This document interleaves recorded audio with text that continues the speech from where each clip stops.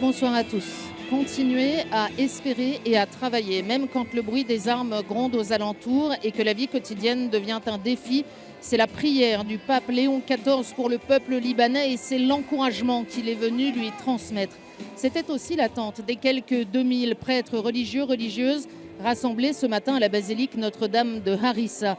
Des forces vives de l'Église catholique qui se trouvent quotidiennement au plus près des malheurs du temps, les conséquences des déplacements de population, des difficultés économiques et bien sûr de la guerre.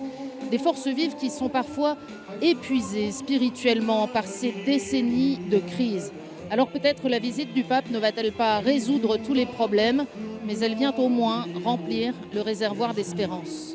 La visite du pape vient à un moment critique de notre histoire et de l'histoire de la région.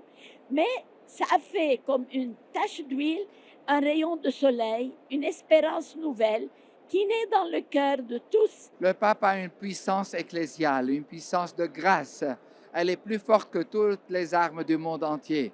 C'est ça, c'est notre espérance, c'est cette puissance-là.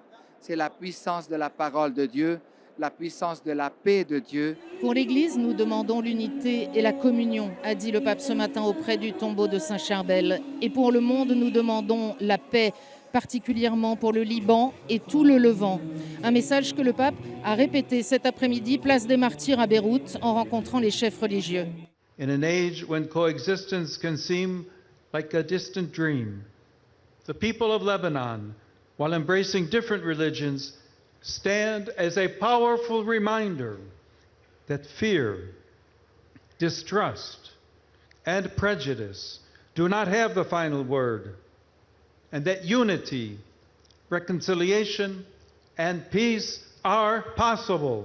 En fin d'après-midi, au patriarcat maronite de Pkerké, dans une ambiance de fête, c'est aux jeunes que le pape a confié cette mission. Vous avez le temps de rêver, d'organiser et d'accomplir le bien. Vous avez l'enthousiasme pour changer le cours de l'histoire. Demain matin, le pape ira se recueillir sur le lieu de l'explosion du port de Beyrouth avant d'aller célébrer la messe où sont attendus 150 000 fidèles. Ce sera bien sûr en direct sur KTO.